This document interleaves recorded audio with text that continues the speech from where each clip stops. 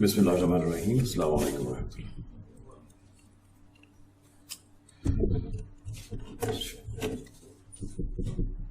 जो लोग पिछली मर्तबा तशरीफ़ लाए थे उन्हें ये बात याद होगी कि हमने ये फ़ैसला किया था कि बाकायदा लेक्चर्स का आगाज़, रिकन्स्ट्रक्शन के लेक्चर्स पे सेशंस का आगाज़ तीसरे लेक्चर से होगा, तीसरे सेशन से होगा।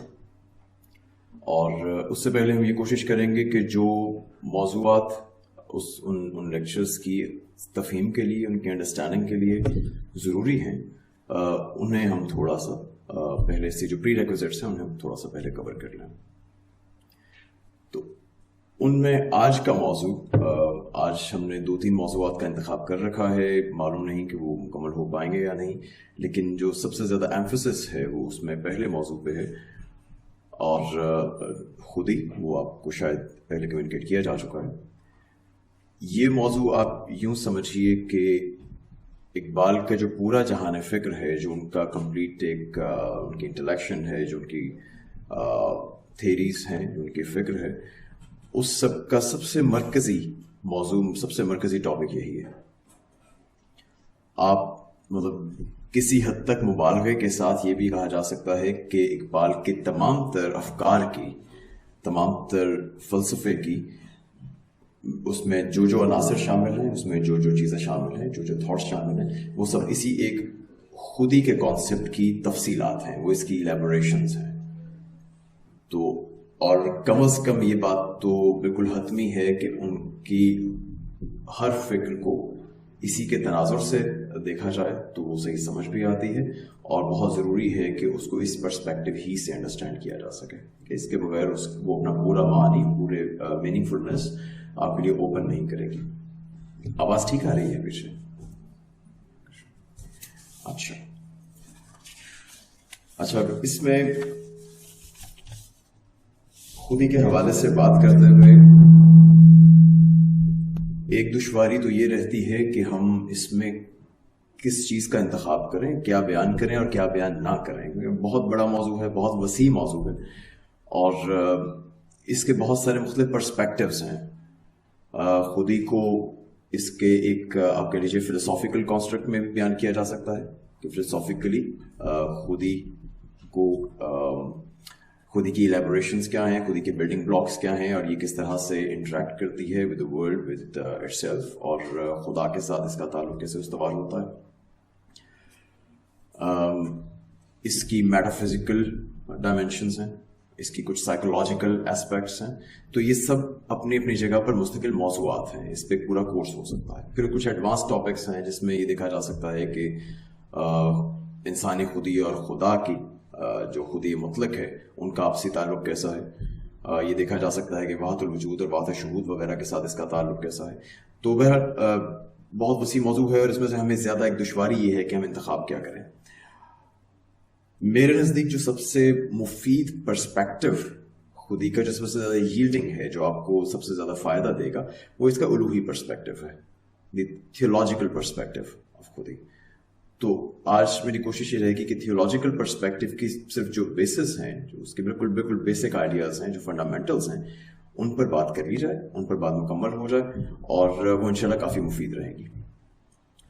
खुदी के साथ एक और जो जुड़ी हुई दुश्वारी है वो ये है कि ये बहुत कॉमन प्लेस हो गई है। इस लफ्ज़ को हमने इतना सुना है और बचपन से सुना है, और इसके अशार वो खुदी को कर बुलंद इतना कहर तकदीर से पहले, तो वो उनको इतना ज़्यादा सुना दिया गया है कि हम इसकी तरफ कुछ डिसेंसिटाइज हो गए हैं। अब जब खुदी का नाम आता है तो हमें लगता है कि नहीं यार, वही पुरानी बात, वही जो सब पहले से कहा जा रहा है, बचपन से सुनते चले आ रहे हैं।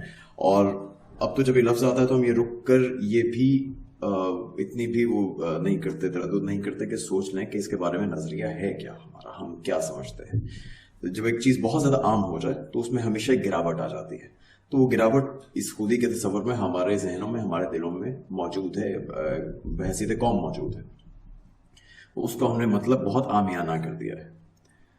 और इसमें फिर एक प्रॉब्लम ये भी रहती है कि ऐसे तस्वुरात के बारे में हमारे लाशऊर में कुछ पहले से प्रीकंसीव नोशंस होती हैं, हमने कुछ पहले से सोच रखा होता है, या पहले से हमारे कुछ एहसास होता है उसके बारे में, और जो कुछ भी कहा जा रहा हो हम उसी प्रीकंसीव नोशन के पॉइंट ऑफ व्यू से, उसी पर्सपेक्टिव से, उस व्यू पॉइंट से हम देख रहे होते हैं। तो میں یہ چاہوں گا کہ اس موضوع کو آپ اس طرح سے نہ لیجیے، لائٹ نہ لیجیے، تھوڑا سا ہم ڈفرینٹ ویسے بھی پرسپیکٹو سے آج بیان کریں گے انشاءاللہ، اور یہ بہت ہی اہم ہے، اس لیے آپ کی توجہ، آپ کی اٹینشن بہت زیادہ چاہیے ہوگی. ٹھیک، اس میں بات کرتے ہوئے میں چاہوں گا یہ کہ صرف فی الحال بات ہم کریں ایک تو ہیومن خودی کے بارے میں. خودی کی یہ جنرل ڈسکشن نہیں ہے، یہ انسانی خودی کی ڈسکشن ہے، اور فلسفے میں زیادہ کوشش کروں گا کہ نہ جاؤں، لیکن بہرحال یہ فلسفہ ہی ہے. ٹھیک ہے، اس کا ایک فلسفیانہ کانسٹرکٹ جو ہے اس سے جان نہیں چھڑائی جا سکتی. تو جہاں کہیں آپ کو تھوڑی سی بھی مشکل ہو مجھے اشارہ کر دیجیے گا، کوئی لفظ سمجھ نہیں آ رہا، اردو کا لفظ، انگلش کا لفظ، کہیں پہ بھی آپ کو کچھ اس کے آلٹرنیٹس چاہیے، ڈو لیٹ می نو. میں اس کو تھوڑا سا کوشش کروں گا کہ ایکسپلین کر دوں یا اس کا آلٹرنیٹ میں آپ کو کوئی لفظ فراہم کر دوں. ٹھیک ہے، ریفرنسز میں ہم زیادہ نہیں جائیں گے. آپ کو اس نشست کے آخر میں آئی ہوپ کہ ہمارے پاس وہ فرنشڈ ہوں گے، ہم آپ کو اس نشست کے آخر میں کچھ نوٹس دے دیں گے جس میں آج کی گفتگو کے تقریباً تمام اس کے ریفرنسز کے لیے وہ کفایت کرے گی، وہ سفیشینٹ ہوگی. اور جہاں تک پوئٹری کی بات ہے، میں وہی زیادہ کوٹ نہیں کروں گا. ایک واحد شعر جو آپ کو اپنے ذہن میں رکھنا چاہیے، بلکہ جس پہ آپ کو ابھی سے غالباً سوچنا شروع کر دینا چاہیے، جس کو آپ ریفرنس بنا سکتے ہیں اس لیکچر کے لیے، وہ ہے: خودی سے اس طلسم رنگ و بو کو توڑ سکتے ہیں، خودی سے اس طلسم رنگ و بو کو توڑ سکتے ہیں، یہی توحید تھی جس کو نہ تو سمجھا نہ میں سمجھا. اب یہ ایک کافی آپ کہہ لیجئے کہ کوڈڈ قسم کی دو ورسز ہیں لوگوں کے لیے، کیونکہ خودی اور توحید میں رشتہ بہت براہ راست نظر نہیں آتا، بہت ڈائریکٹ نہیں ہے. جس طرح سے خودی کو بیان کیا جاتا ہے عام طور پر اس میں اور توحید میں، اگر آپ لوگوں کے ذہن میں، کسی کے ذہن میں کوئی بات ہو اس پہ کچھ شعر کو اگر سوچ کے آپ کو لگتا ہے کہ خودی اور توحید کا کیا تعلق ہو سکتا ہے تو فرمائیے، اس سے ہمیں تھوڑا سا وہ ایک پوائنٹ آف ڈپارچر مل جائے گا. لیکن صرف ایک جملے میں، دو جملوں میں اگر آپ کچھ کہنا چاہیں. جی فرمائیں.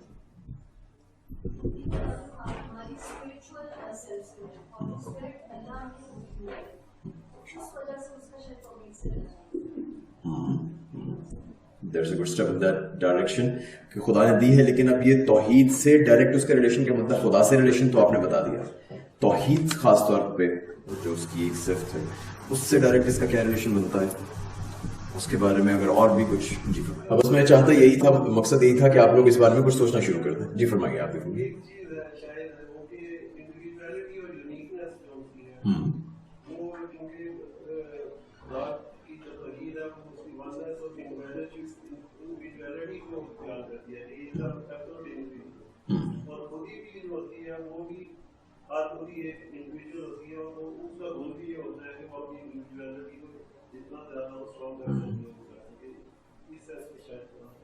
اس سینس میں یہ کچھ ہم نزدیک تر ہوتے چلے جا رہے ہیں آہستہ آہستہ.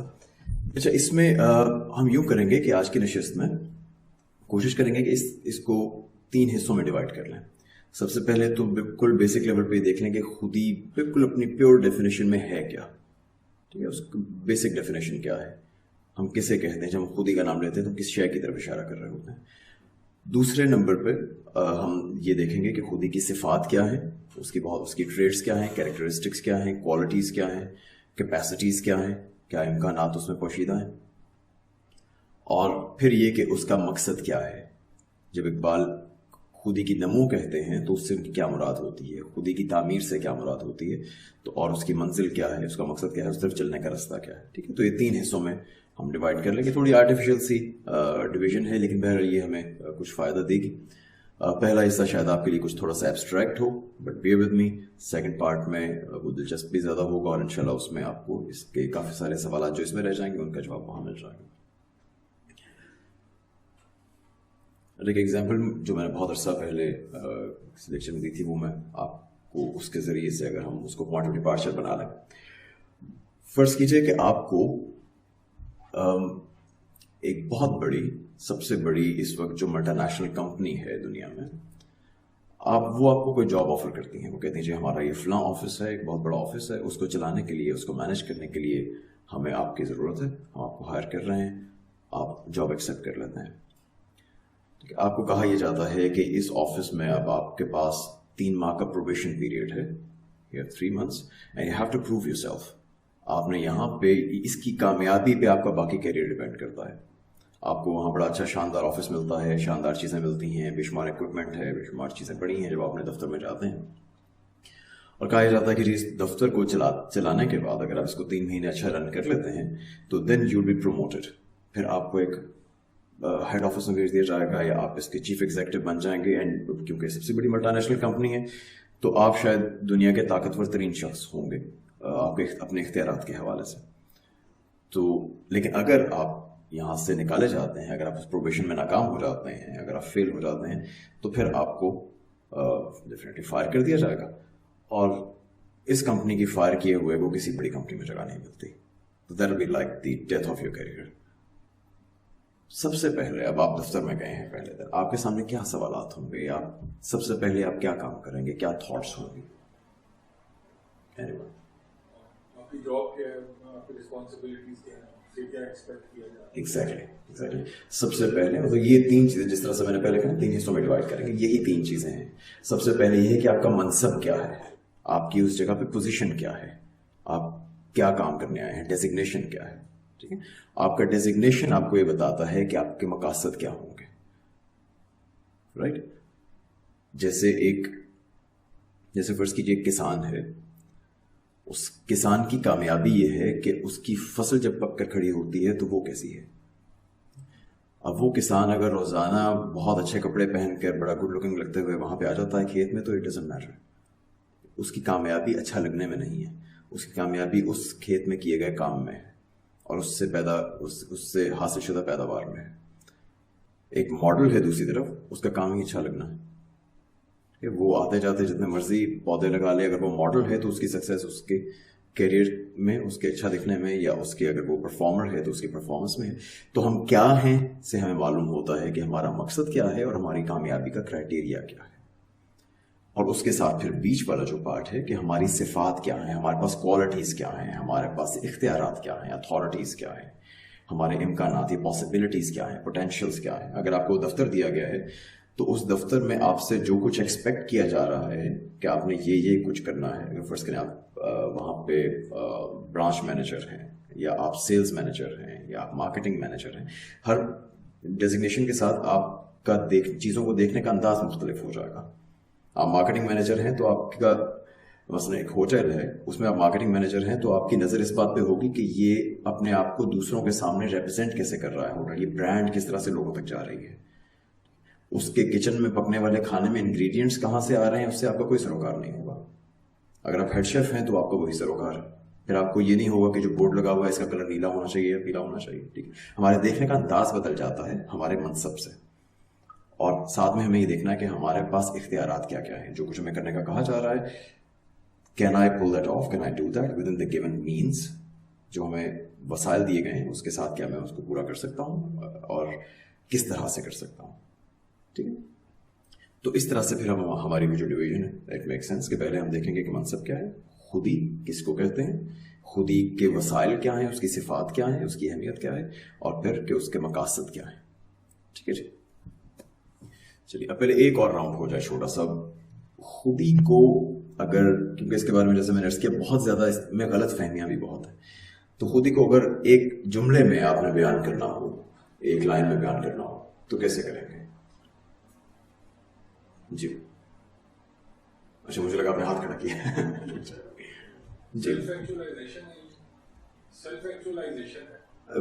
खुदी की तामीर की बात नहीं हो रही, बिल्कुल अपनी बेसिक डेफिनेशन. खुदी चीज क्या है, सेल्फ चीज क्या है, सेल्फहुड क्या चीज है, ईगो क्या चीज. मतलब ये डिफरेंट नाम है जो इकबाल ने खुदी को दिए हैं. अना भी कहा है, ईगो भी कहा है, सेल्फहुड भी कहा है, खुदी भी कहा है. तो ये शय क्या है, अपनी बेसिक डेफिनेशन. हमारी आइडेंटिटी, आपकी आइडेंटिटी तो आपका नाम भी हो सकता है. मतलब हमारा जो मेरे ख्याल से हमारा जो बेसिस ऑफ थिंकिंग है या जो हमारा जो इंटरनल सेल्फ है. हाँ ठीक है, मतलब आप जा ठीक तरफ रही हैं लेकिन उसमें अल्फाज की कमी आड़े आ रही है. और ये हमेशा खुदी के साथ ये मसला रहता है क्योंकि सेल्फ की डेफिनेशन आपने की है जो हमारा बेसिक इनर सेल्फ है, तो अब उसको डिफाइन कैसे किया जाएगा, दैट इज द प्रॉब्लम. लेकिन आपने इशारा ठीक तरफ किया. how we perceive ourselves. Iqbal نے ایک جملہ آپ نے اس میں لکھا ہے, وہ آج میرا خیال ہے کہ نوٹس, آج آپ کو کچھ نوٹس دیے جائیں گے. وہ اقبال کا لیٹر ہے نکلسن کے نام, پروفیسر نکلسن کے نام, جو انہوں نے جب اسرار خودی کا ترجمہ کیا تھا تو اس میں کچھ کنفیوژنس تھیں. تو اقبال نے ایک لیٹر ان کے نام لکھا تھا جس میں ان کو رفع کرنے کی کوشش کی تھی اور اپنا بیسک آئیڈیالوجی آف خودی بتائی تھی. وہ انہوں نے پروفیسر نکلسن نے اپنی کتاب کے پریفس میں شامل کر دیا تھا. تو ایک اس میں آپ کو کافی کچھ مل جائے گی سہولت. ایک غالباً ان کا اردو کا ہے جو پہلے دیباچے کا جملہ ہے, اس میں وہ کہتے ہیں کہ خودی جو اپنے عمل کی روح سے ظاہر اور حقیقت کی روح سے مضمر ہے. مضمر مطلب ہڈن, کہ خودی ایسی شے ہے کہ آپ اس کو ایکٹ کرتے ہوئے تو دکھا سکتے ہیں, آپ اس کے وہ اپنے ایکشنز کے تھرو تو مینیفیسٹ ہوتی ہے, لیکن ویسے اس کو پوائنٹ کرنا بہت مشکل ہے کہ یہ شے ہے جس کو خودی کہتے ہیں. پہلے آغاز یہاں سے کر لیتے ہیں کہ خودی کیا نہیں ہے, کیونکہ اس کے بارے میں بہت زیادہ کنفیوژن ہے. خودی خودداری نہیں ہے, یہ بہت کامن مسکنسیپشن ہے. خودی عزت نفس کا نام نہیں ہے. اور مجھے ابھی بات کرتے ہوئے ایک صاحب یاد آ گئے, بہت عرصہ پہلے ٹیلی ویژن میں انہوں نے بڑے دانشورانہ انداز میں کہا تھا کہ, نام نہیں لوں گا, کہ خودی کا بنیادی تصور یہ ہے کہ انسان ہر کام خود ہی کرے. تو وہ بھی خودی نہیں. تو اچھا, خودی جو ہے جی بالکل ایسے یہ خودی وہ شے ہے جو ہمیں بالکل اپنی بیسک ڈیفینیشن میں جو ہمیں افراد بناتی ہے, جو مجھے فرد بناتی ہے, جو آپ کو فرد بناتی ہے اور ہم کو ایک دوسرے سے جدا کرتی ہے. ٹھیک ہے, اس پہ انڈیویجویلٹی جو ہمیں انفرادیت دیتی ہے, جو مجھے ایک شخصیت بنا رہی ہے اور آپ کو مجھ سے الگ شخصیت بنا رہی ہے. پرسنالٹی یا شخصیت کے کچھ اوصاف ہوتے ہیں. ٹھیک ہے, شخصیت میں آپ کے بدنی اوصاف بھی شامل ہوں گے, شخصیت میں آپ کی عادات بھی شامل ہوں گی, شخصیت میں آپ کی نفسیاتی الجھنیں اور نفسیاتی کمال بھی شامل ہوں گے, سائیکولوجیکل ٹریٹس, ایموشنل ٹریٹس, سارا کچھ جو ہے وہ آپ کی پوری شخصیت مل کے تعمیر کرتا ہے. یہ خودی وہ شے ہے, یہ اس کا وہ جوہر ہے, وہ نقطہ ہے کہ جو ان ساری چیزوں کا حامل ہوتا ہے, جو ان ساری چیزوں کا کنٹینر ہے, ریسیپٹیکل ہے, جو ان ساری چیزوں کا بیسک. آپ یوں کہہ لیجیے کہ اگر آپ کی شخصیت ایک پورا سرکل ہے, ایک دائرہ ہے, تو خود ہی اس دائرے کا وسطی نقطہ ہے. مطلب اگر میں کہتا ہوں کہ ایک شخص کے بارے میں کہا جاتا ہے کہ شخص بہت وسیلہ ہے, تو اس کا وسیلہ ہونا اس کی صفت ہے. ٹھیک ہے, خودی وہ شے ہے جس کی وہ صفت ہے. تو خودی آپ یوں کہہ لیجیے کہ وہ دھاگا ہے جو ہمارے مختلف اوصاف کو اپنے اندر پرو کر ایک پوری شخصیت کی لڑی بناتا ہے. ٹھیک ہے, یہ باندھتا ہے ہماری ساری اوصاف کو, باندھ کے یہ پوری شخصیت کی تعمیر کر رہا ہے. یہ آہستہ آہستہ بھی ہم آگے چلتے ہیں تو کلیئر ہوتا رہے گا.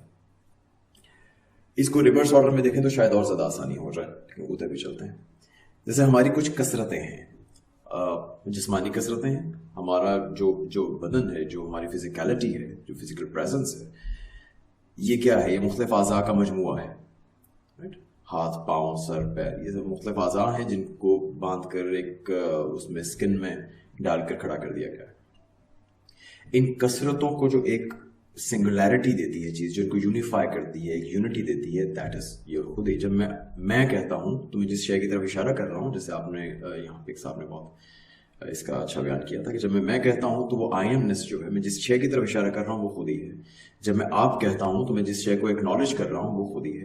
میں فرض کیجیے یہاں پہ ایک روبوٹ کھڑا کر دیتا ہوں انسانی اعضاء سے بنا کر, اس میں وہ الیکٹریسٹی کے تھرو یا کسی بھی پاور کے تھرو میں اس کو پاور اپ کر دیتا ہوں کہ وہ موو کر سکے, وہ مختلف کام سے انجام دے سکے.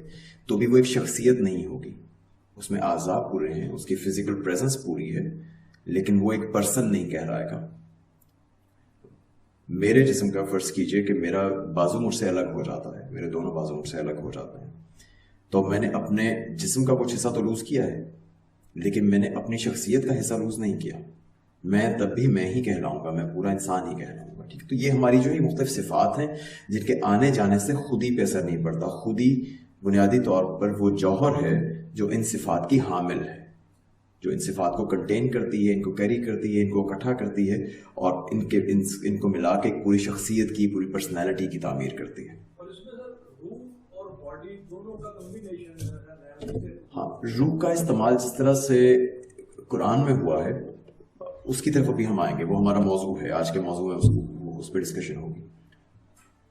تو لیکن آپ रूह और बॉडी का जो पूरी पर्सनैलिटी है उसके अंदर ये कॉम्बिनेशन है. उसके अंदर हमारे जिस्मानी कसरतें, जैसे मैंने पहले कहा, जिस्मानी मल्टीप्लिसिटीज.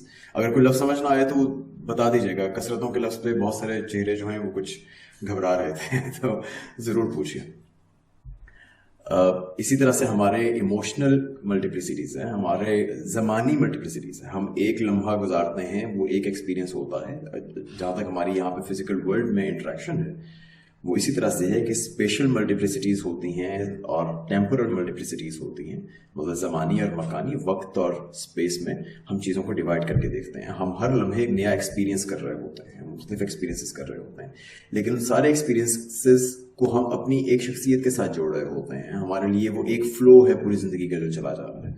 तो इन मल्टीप्लिसिटीज़ को ये इकट्ठा करके उसको एक एक्सपीरियंस बनाने वाली क्या चीज़ है? वो भी हमारी खुद ही है. हमारे नफ्सियाती मुख्तलिफ कैफियत होती हैं. कभी हम गुस्से में हैं, कभी हम गुस्से में हैं, कभी हम मोहब्बत महसूस कर रहे हैं, कभी कई मतलब हम मुतज़ाद इमोशंस एक्सपीरियंस कर रहे होते हैं.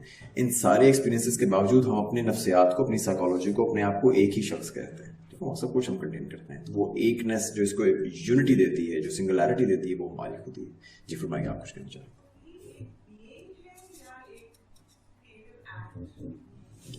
ये बहुत अच्छा सवाल है. खुदी का मजहर एक्ट में, इसको अगर हम थोड़े सा डिफर कर लें क्योंकि कॉम्प्लिकेटेड हो जाएगा के लिए, लेकिन अभी आपको सिर्फ सादा अगर इसका जवाब दूं तो खुदी एक बीइंग है जिसका सबसे बड़ा मजहर उसका एक्ट है. इसको हम आगे चल के भी देखते हैं कि किस तरह से. अच्छा, अब यहां तक बात हो गई कि हमारी खुदी शय क्या है, खुदी की अहमियत क्या है. ये दूसरा सवाल था. ठीक है, हम ज्यादा जो इंटरेस्टिंग पार्ट्स हैं हम उनकी तरफ बढ़ रहे हैं. इकबाल ने खुदी को बहुत ज्यादा अहमियत दी है, आपको मालूम है. वो तो कहते हैं हुस्न जिंदगानी है सदफ कतराए नेसा है खुदी, वो सदफ क्या के जो कतरे को गोहर कर ना सके. पूरी जिंदगी का सबसे बड़ा मकसद ही ये है कि आप अपनी खुदी की तामीर करें. खुदी नहीं है तो जिंदगी नहीं है, आपका वजूद ही नहीं है. क्या वजूद क्या है? फ़कत जौहर खुदी की नमूद कर अपने फिक्र के जौहर है बेनमूद तेरा. तो वो तो वजूद मानते ही खुदी के इजहार को हैं, उसके बगैर उनके लिए आप एग्जिस्ट नहीं करते. तो खुदी की अहमियत के हवाले से इकबाल का एक वो वाक़या है, और नज़ीर नियाज़ी साहब का ही वाक़या है, जिनको इकबाल ने अपनी वो कुरान की एक आयत के हवाले से बताया कि मेरे लिए खुदी की सबसे बड़ी इंस्पिरेशन क्या थी. वो खुदी का जो पूरी एक आइडियोलॉजी बिल्ड की है उसके पीछे क्या शय है, उसके पीछे कौन सी इंस्पिरेशन है, मैंने ये तसव्वुर कहाँ से लिया है. तो वो कुरान की बड़ी मशहूर आयत है कि वला तकूनु कल्लज़ीना नसुल्लाह फअनसाहुम अनफुसहुम उलाइका हुमुल फासिकून. कि देखना ऐसे लोगों की तरह ना हो जाना कि जिन्होंने खुदा को भुला दिया तो हमने खुद उनके नफूस उनसे फरामोश करवा दिए. we made them forget their own selves. तो उलाइका हुमुल फासिकून कि यही फासिकीन है. रेफरेंस मैंने ये सूरह हशर की आयत है, मैं आपको वर्स नंबर देख के बता देता हूँ. आखिरी रुको, ये जी 19वीं आयत है, 19th. अच्छा, इसमें फासिक किसे कहते हैं?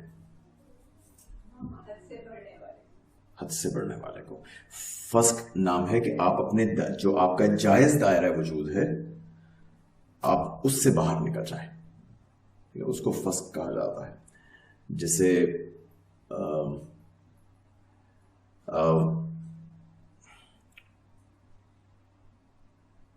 फसकत रोतबा मेरे ख्याल में कहते हैं गालबन किशरीहा, कि ऐसी खजूर को कि जो अपना वो एक छिलका सा होता है ना ऊपर खजूर के. तो ये बहुत कॉमन एग्जांपल दी जाती है जो बड़ी पुरानी क्लासिकल डिक्शनरीज हैं कि वो अपने छिलके को जो फाड़ के बाहर निकल जाती है, क्या होता है उसके साथ? उसका वो हिस्सा गल सड़ जाता है, करप्ट हो जाता है. तो ये अपने दायरे से यूं बाहर निकल जाना है कि आपके अंदर करप्शन आ जाए, डिस्टॉर्शन आ जाए, आप कंप्लीटली आप जिस मकसद के लिए बने थे आप उसके काबिल ना रहें. तो कुरान के नज़दीक अपने नफ्स को भुला देना या आपके नफ्स का आपको भुला दिया जाना आपको फस्क में मुब्तला कर देता है कि फिर आप करप्ट हो जाते हैं, आप गलसड़ जाते हैं, आप उस फंक्शन के काबिल नहीं रहते जो आपकी ज़िंदगी का, आपके वजूद का मकसद था.